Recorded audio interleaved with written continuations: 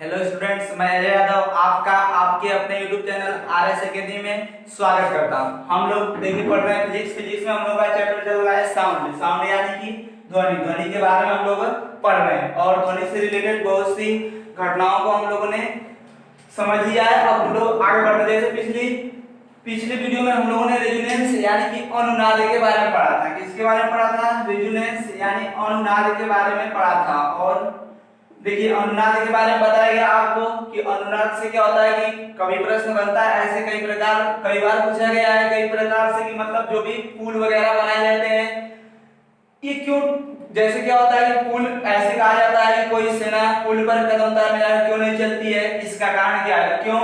क्योंकि वो पुल टूट जाएगा। क्यों टूट जाएगा?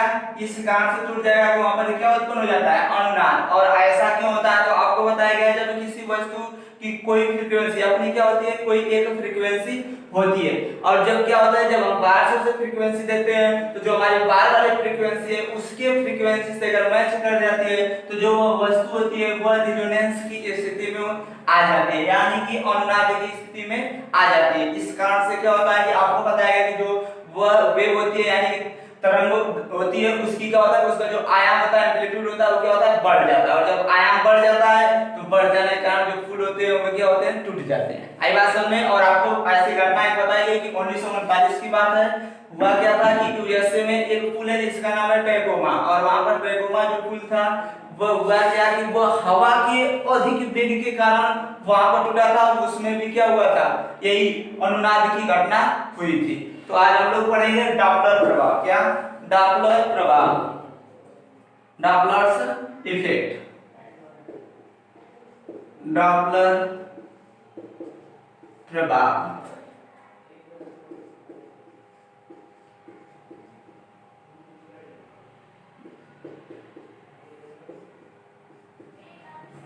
डॉपलर प्रभाव या डॉपलर इफेक्ट। अब देखिए डॉपलर प्रभाव के बारे में जानने से पहले देखिए अगर यह पूछ लिया जाए कि डॉपलर प्रभाव किससे संबंधित है, किससे रिलेटेड है डॉपलर प्रभाव, तो डॉपलर प्रभाव किससे संबंधित है?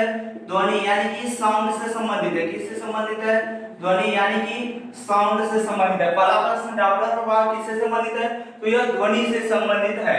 अब देखिए जो डॉपलर प्रभाव है इसमें होता क्या है, तो डॉपलर प्रभाव के अनुसार जो हमारा डॉपलर प्रभाव है इसके अनुसार, डॉपलर प्रभाव के अनुसार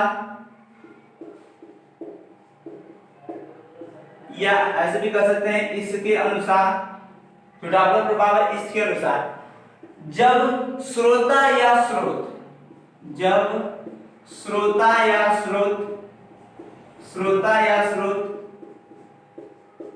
गति करते हैं, डॉपलर प्रभाव के अनुसार जब श्रोता या स्रोत गति करते हैं, क्या करते हैं, कोई एक इनमें से क्या करता हो, गति करते हो,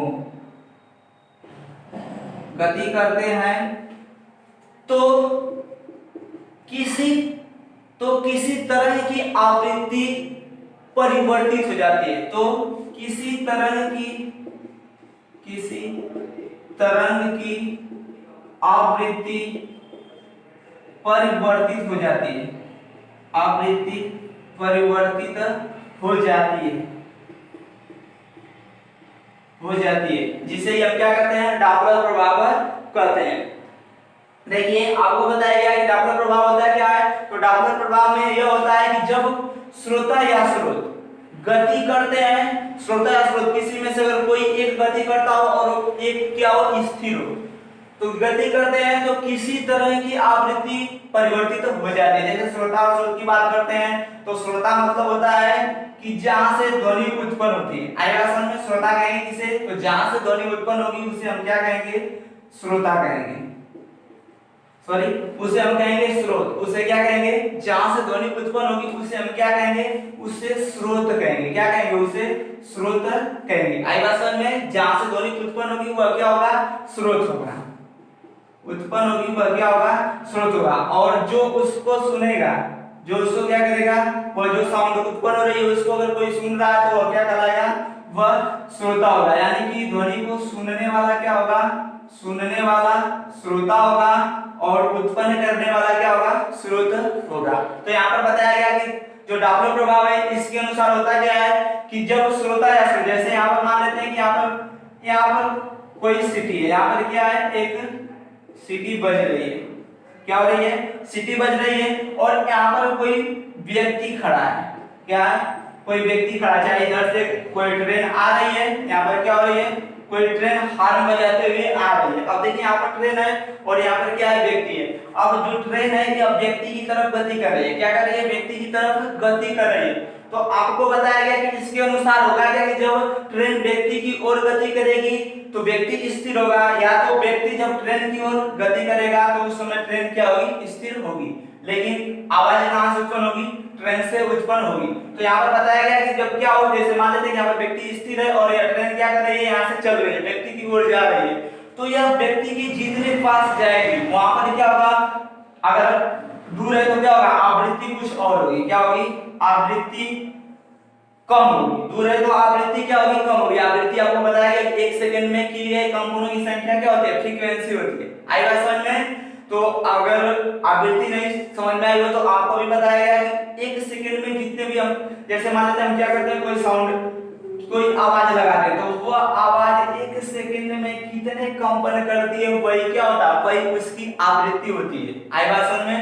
1 सेकंड में किए गए कंपनों की संख्या आवृत्ति होती है। अगर इसको अधिक डिटेल से जानना चाहते हैं तो आप पिछली वीडियो को देख सकते हैं। पिछली वीडियो जो कि जिसमें कि आवृत्ति के बारे में डिस्कस किया गया है, फ्रीक्वेंसी के बारे में बताया गया। तो देखिए यहाँ पर बताया गया कि जो यह ट्रेन है ये क्या करती है, या जब आवाज या सीटी बजाती है या हॉर्न इसका जब बजता है तो होता क्या है, जब व्यक्ति है वह व्यक्ति के पास, अगर व्यक्ति से दूर है तो क्या होगा, उसकी आवृत्ति कम होगी। लेकिन व्यक्ति के ज्यों-ज्यों पास जाएगी वह जो उसकी आवृत्ति होती है, जो ध्वनि होती है वह क्या होगी, वह बढ़ती जाती है। तो देखिए बात करने का मतलब यह है कि दूर है तो क्या होगा, आवृत्ति अधिक होगी, सॉरी आवृत्ति क्या होगी, कम होगी। जब दोनों के बीच की दूरी क्या है, अधिक है तो आवृत्ति वहां पर क्या होगी, कम होगी। लेकिन जब दोनों पास होंगे, मतलब ट्रेन क्या चलकर व्यक्ति के पास आएगी, जैसे जैसे इसके पास आएगी उसकी आवृत्ति क्या होगी, बढ़ती चली जाएगी। और इसी को हम क्या कहते हैं, डॉपलर प्रभाव कहते हैं।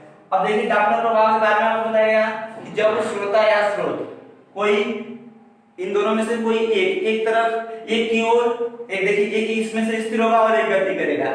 जब क्या करते हो, एक दूसरे की ओर जाते हैं तो उसमें होता क्या है, जो कि कोई भी तरफ होती है उस तरह की आवृत्ति परिवर्तित हो जाएगी। जैसे यहाँ पर पता है कि व्यक्ति यहाँ पर स्थित है, ट्रेन व्यक्ति की तरफ जा रही है। अब जब तार जा रही है तो यहाँ पर हुआ कि इन दोनों के बीच की दूरी अधिक है। जब दूरी अधिक है तो यहाँ से जो साउंड जाएगी यहाँ पर व्यक्ति तक, व्यक्ति क्या है यहाँ पर सुन रहा है ना उसको, जब व्यक्ति तक जाएगी तो क्या होगा, इन दोनों के बीच की दूरी अधिक है तो वहां पर उसकी फ्रीक्वेंसी यानी कि आवृत्ति क्या होगी, कम होगी। लेकिन जैसे ही यह क्या होगी, यह व्यक्ति के पास अधिक पास आती चली जाएगी, वैसे ही क्या होगा, आवृत्ति बढ़ती चली जाएगी। तो यही आवृत्ति में जो परिवर्तन होता है किसी तरह की, यह किसको, इसके प्रभाव को क्या कहते हैं, डॉपलर प्रभाव कहते हैं। तो आशा है बातें समझ में आई होगी। अच्छा देखिए यहाँ पर डॉपलर के बारे में जान लेते हैं। डॉपलर था कौन, डॉपलर कौन था, तो डॉपलर का पूरा नाम था, डॉपलर जो है, डॉपलर का पूरा नाम क्रिश्चियन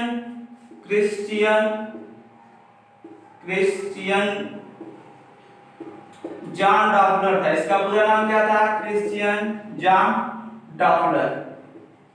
आई बात समझ में। और यह ऑस्ट्रिया का भौतिकविद था। कहां का था, ऑस्ट्रिया का भौतिकविद था, भौतिकविद था। आई बात समझ में। तो जॉन डॉपलर कहां का था, ऑस्ट्रिया का था और इसका पूरा नाम क्रिश्चियन जॉन डॉपलर था। और इसने जो डॉपलर प्रभाव है, डॉपलर इफेक्ट है, यह कब दिया था, तो 1842 ईस्वी में। कब, 1842 ईस्वी में इसने क्या किया था, डॉपलर प्रभाव दिया था, जिसके अनुसार श्रोता या स्रोत कोई जब गति करते हैं तो इनके गति करते समय क्या होता है, किसी भी तरह की आवृत्ति परिवर्तित होती रहती है। जैसे होगा क्या, अभी बताया गया कि श्रोता जो है वो स्थिर है और जो स्रोत है वो क्या कर रही है, गति कर रही है। तो जो जिनके बीच की अगर दूरी अधिक होगी तो उस समय आवृत्ति कम होगी, लेकिन दूरी जो ही कम होती चली जाएगी, आवृत्ति क्या होगी, बढ़ती चली जाएगी। आई भाषण में। तो डॉपलर प्रभाव के अनुसार श्रोता या स्रोत के बीच की, श्रोता या स्रोत जब क्या करते हो, गति करते हो, तो उस समय होगा क्या कि जो भी तरंग होती है उसकी आवृत्ति परिवर्तित होती रहती है, बदलती रहती है। जो आवृत्ति होगी वो क्या होगी, समय के साथ बदलती रहेगी। जब इन दोनों के बीच दूरी अधिक होगी तो उस समय होगा क्या कि जो आवृत्ति होगी कम होगी, लेकिन जो ही दूरी कम होगी, आवृत्ति क्या होगी, बढ़ जाएगी। और डॉपलर प्रभाव को कब दिया गया, 1842 में किसने दिया था, क्रिश्चियन जॉन डॉपलर ने दिया था। और ये कहाँ का रहने वाला था, ऑस्ट्रिया का रहने वाला था। और ये क्या था, एक भौतिकविद था। आई बात समझ में। अब देखिए डॉपलर प्रभाव में अभी आपको बताया गया, इसमें 2 पॉइंट आपको ध्यान रखने हैं। पहला यह रखना है कि जब कोई, जैसे यहाँ पर जब श्रोता और स्रोत के बीच की दूरी क्या हो, जब श्रोता व स्रोत के बीच की दूरी, स्रोत के बीच की दूरी अधिक हो, बीच की दूरी अधिक हो, या ऐसे भी कह सकते हैं कि जब श्रोता, जो श्रोता है, जैसे मान लेते हैं कि ट्रेन को ले लेते हैं, क्या करते हैं, ट्रेन को ले लेते हैं। जैसे इससे प्रश्न बनता है कि कोई व्यक्ति प्लेटफार्म पर खड़ा है।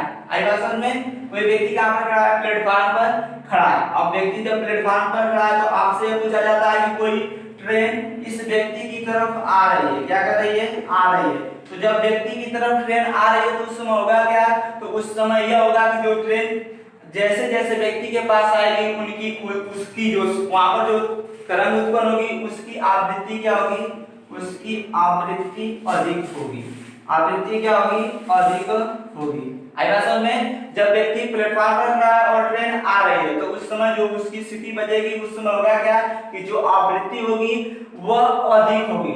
पहले क्या होगा, पहले तो कम होगी, लेकिन जैसे जैसे व्यक्ति के पास आती चली जाएगी वो आवृत्ति क्या होती चली जाएगी, अधिक होती चली जाएगी। तो व्यक्ति के पास जैसे जैसे ट्रेन आती चली जाएगी आवृत्ति क्या होगी, अधिक होती चली जाएगी। मतलब ट्रेन जैसे जैसे व्यक्ति के पास आएगी आवृत्ति वैसे वैसे बढ़ती जाएगी। लेकिन दूसरी शर्त में होता क्या है कि जब ट्रेन अब तो यहाँ तक व्यक्ति तक आ जाएगी तो मैक्सिमम हो जाएगी जो आवृत्ति होगी, लेकिन व्यक्ति को अब पार करके, जब व्यक्ति को पार करके दूसरी कंडीशन में जब ट्रेन व्यक्ति को पार करके जैसे जैसे जितनी दूरी जैसे व्यक्ति को पार करेगी, जब व्यक्ति को पार करेगी तो व्यक्ति और ट्रेन के बीच की दूरी जैसे जैसे बढ़ेगी वहां पर होगा क्या कि जब व्यक्ति को पार कर जाएगी तो वहां पर होगा कि जैसे जैसे पार करेगी वहां पर आवृत्ति क्या होगी, घटती चली जाएगी, यानी कि कम होती चली जाएगी। आई बात समझ में। पहला बताया गया इसमें होगा क्या कि जो ट्रेन है यह किधर व्यक्ति की ओर क्या कर रही है, गति कर रही है। तो यह जैसे जैसे व्यक्ति के पास आएगी वैसे वैसे क्या होगा, इसकी आवृत्ति जो होगी, फ्रीक्वेंसी जो होगी वह क्या होगी, बढ़ती चली जाएगी या अधिक होती चली जाएगी। पहली कंडीशन। दूसरा यह प्रश्न बन सकता है आपसे कि क्या हो जब यह ट्रेन है यह व्यक्ति को पार कर जाए, क्या कर जाए, व्यक्ति को पार कर जाए, यानी कि ट्रेन पहले यहाँ थी और यहाँ पर व्यक्ति था, व्यक्ति तक चली आई तो आवृत्ति क्या होगी, अधिक। लेकिन जैसे ही यह व्यक्ति को पार कर उधर जाने लगे, आई बात समझ में, पार करके जाने लगे, तो जब ट्रेन व्यक्ति को पार करके जाने लगेगी तो जैसे जैसे समय बीतेगा वैसे वैसे क्या होगा, व्यक्ति से दूर होती चली जाएगी। तो उस स्थिति में होगा क्या कि जो आवृत्ति होगी, जो फ्रीक्वेंसी होगी वह क्या होगी, वह कम होगी, यानी कि घटती चली जाएगी। तो आशा है जो बातें बताई गई आप लोगों को समझ में आई होगी। अब हम लोग पढ़ते हैं। जैसे देखिए यहाँ पर होता क्या है कि इसका यूज भी पूछा जाता है, तो इसमें होता क्या है कि जो रडार वगैरह होते हैं, रडार उसके द्वारा जो तरंगें उत्पन्न होती है उनसे हम क्या करते हैं, डॉपलर इफेक्ट के द्वारा ही हम क्या करते हैं, किसी स्टेशन से या कहीं से हम क्या कर सकते हैं, कोई किसी वायुयान की गति को भी या वायुयान किस दिशा में जा रहा है उसका हम क्या कर सकते हैं, उसके बारे में जान सकते हैं। वह मान लेते हैं किसी स्टेशन पर हम हैं तो वह स्टेशन की तरफ आ रहा है कि स्टेशन से दूर जा रहा है, वहां पर भी डॉपलर प्रभाव का यूज होता है। आई बात समझ में। अब हम लोग बढ़ते हैं अगले टॉपिक की ओर, जो टॉपिक होगी ध्वनि का विवर्तन। क्या, ध्वनि का विवर्तन, diffraction of sound, diffraction of sound, ध्वनि का विवर्तन। तो देखिए ध्वनि का विवर्तन कहेंगे किसे, तो जैसा कि आप लोगों को ज्ञात है कि जो ध्वनि होती है इसकी आवृत्ति अधिक होती है, सॉरी इसकी तरंगदैर्घ्य यानी कि जो इसका वेवलेंथ होता है वह क्या होती है, अधिक होती है। जो ध्वनि की तरंगदैर्घ्य होती है वह क्या होती है, अधिक होती है। और कितनी होती है ध्वनि की तरंगदैर्घ्य, 1 मीटर होती है, 1 मीटर होती है। कितनी होती है, 1 मीटर होती है। तो जैसे इससे प्रश्न क्या बनेगा, इससे प्रश्न ये बन सकता है कि जब कोई व्यक्ति किसी कमरे में हो, कहां पर हो, जब कोई व्यक्ति किसी कमरे में हो और कमरे से बाहर कोई आवाज हो रही हो, तो वह आवाज किस कारण से कमरे में सुनाई देती है।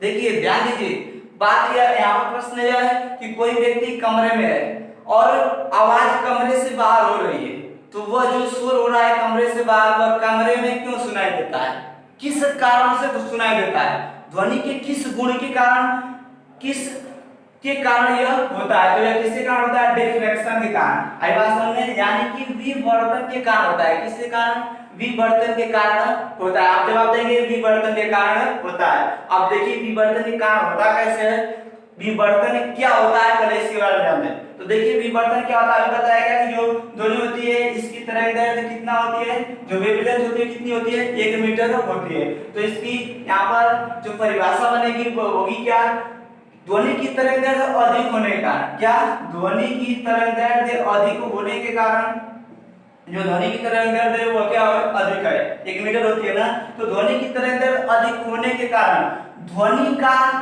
खिड़की खिड़की दरवाजे इत्यादि से टकराकर आगे बढ़ना। देखिए बात ध्यान दीजिए, यहाँ पर ध्वनि की तरंगदैर्घ्य अधिक होने के कारण ध्वनि का खिड़की, किसी खिड़की, दरवाजे इत्यादि से टकराकर आगे बढ़ने को ही हम क्या कहते हैं, ध्वनि का विवर्तन कहते हैं। तो ध्वनि का विवर्तन कहेंगे इसे, ध्वनि की आवृत्ति अधिक होती है, या ऐसे कहेंगे ध्वनि की आवृत्ति अधिक होने के कारण ध्वनि खिड़की, दरवाजे इत्यादि से टकराकर आगे बढ़ती है। और जब खिड़की, दरवाजे इत्यादि से टकराकर आगे बढ़ती है तो उसी घटना को हम क्या कहते हैं, ध्वनि का विवर्तन कहते हैं, यानी कि डिफ्रैक्शन ऑफ साउंड कहते हैं। तो अगर आपसे पूछ लिया जाए कि ध्वनि का विवर्तन या डिफ्रैक्शन ऑफ साउंड होता क्या है, तो ध्वनि की तरंगदैर्घ्य अधिक होने के कारण वह क्या करती है कि किसी भी खिड़की, दरवाजे इत्यादि से टकराकर आगे बढ़ती है, और इसी आगे बढ़ने की घटना को हम क्या कहते हैं, ध्वनि का विवर्तन यानी कि डिफ्रैक्शन ऑफ साउंड कहते हैं। तो अगर तो यहाँ से परिभाषा इसकी होगी, और इससे प्रश्न यही बनता है कि कोई भी व्यक्ति कमरे में है और बाहर, कमरे से बाहर शोर हो रहा है, तो वह शोर व्यक्ति को क्यों सुनाई देता है, ध्वनि के किस के कारण, ध्वनि के किस गुण के कारण सुनाई देता है, या किस विशेषता के कारण सुनाई देता है। तो किसके कारण सुनाई देगा, विवर्तन के कारण। किसके कारण, विवर्तन के कारण। तो वहां पर आपका जवाब क्या होगा, विवर्तन होगा, यानी कि डिफ्रैक्शन के कारण होता है। तो आशा है जो बातें बताई गई आप लोगों को समझ में आई होगी। हमने क्या बताया, सबसे पहले डॉपलर प्रभाव के बारे में बताया। डॉपलर प्रभाव, डॉपलर कौन था, तो आपको बताया गया ऑस्ट्रिया का रहने वाला भौतिकविद था। अगर डॉपलर प्रभाव कब दिया, तो कब दिया था, 1842 में दिया था। डॉपलर जो था वह क्या था, एक भौतिकविद था, और आपको बताया गया उसका पूरा नाम क्रिश्चियन जॉन डॉपलर था। और जो उसने प्रभाव, जो डॉपलर प्रभाव था उसके मुताबिक, जब उसके अनुसार जब श्रोता या स्रोत में से कोई एक गति करे तो उस समय होगा क्या, किसी भी तरंग की जो आवृत्ति होती है वह बदलती रहती है। यही इसका जो डॉपलर प्रभाव था उसका यही सार था। आई भाषा में उसके बाद हमने बताया कि जब क्या हो, जब कोई ट्रेन किसी व्यक्ति की ओर, ट्रेन मतलब क्या होगी, अगर वह सीटी बजाते हुए व्यक्ति की तरफ जा रही है तो ट्रेन वहां पर होगी क्या, स्रोत होगी, क्योंकि जो ध्वनि है वह कहां से उत्पन्न हो रही है, ट्रेन से उत्पन्न हो रही है। तो ट्रेन क्या होगी, वहां पर स्रोत हुई, और जो व्यक्ति प्लेटफॉर्म पर है वह क्या है, श्रोता है, वह उसको सुन रहा है। तो जैसे जैसे ट्रेन व्यक्ति के पास आती चली जाएगी वहां पर होगी क्या, कि जो भी तरंगें उत्पन्न होगी उनका जो आवृत्ति होगी वो क्या होगी, अधिक होगी, यानी कि बढ़ती चली जाएगी। जैसे जैसे ट्रेन व्यक्ति के पास आएगी वहां पर उसकी आवृत्ति क्या होगी, बढ़ती चली जाएगी, पहली कंडीशन। और दूसरी कंडीशन में होगा क्या है कि जैसे ही ट्रेन व्यक्ति को पार करके आगे बढ़ना शुरू कर देगी तो इन दोनों के बीच जैसे जैसे दूरी बढ़ती चली जाएगी वहां पर आवृत्ति क्या होगी, कम होती चली जाएगी। क्यों कम होगी, इस कारण से कम होगी जो ट्रेन है वो व्यक्ति से दूर जा रही है। आई बात समझिए। उसके बाद हम लोगों ने अगला पॉइंट डिस्कस किया और ये है क्या, डिफ्रैक्शन ऑफ साउंड, यानी कि ध्वनि का विवर्तन। आपको बताया गया ध्वनि की तरंगदैर्घ्य लगभग 1 मीटर होती है, जो अधिक है, जो अपने आप में क्या है, अधिक है। तो आपको बताया गया ध्वनि का विवर्तन होता है क्या है, तो ध्वनि की तरंगदैर्घ्य अधिक होने के कारण ध्वनि खिड़की, दरवाजे इत्यादि से टकराकर आगे बढ़ती है, और आगे बढ़ने की यही घटना क्या कहलाती है, ध्वनि का विवर्तन यानी कि डिफ्रैक्शन ऑफ साउंड कहलाती है। और इससे प्रश्न बताया गया आपको क्या बन सकता है, प्रश्न यही बनेगा कि कि कोई भी व्यक्ति कमरे में है लेकिन आवाज कहां पर हो रही है, मान लेते हैं कि स्वर बाहर की तरफ बाहर हो रहा है, कमरे से बाहर, और तो व्यक्ति अगर कमरे में है तो आवाज कैसे सुनाई देती है, तो किस काम से सुनाई देती है, तो आपका जवाब होगा ध्वनि के विवर्तन के कारण सुनाई देती है। तो आशा है जो बातें बताई आप लोगों को समझ में आई होगी। अगर जो भी कंटेंट बताया गया अच्छा लगा हो तो वीडियो को लाइक शेयर और चैनल को सब्सक्राइब जरूर करें। इस वीडियो को देखने के लिए आप सभी लोगों का धन्यवाद।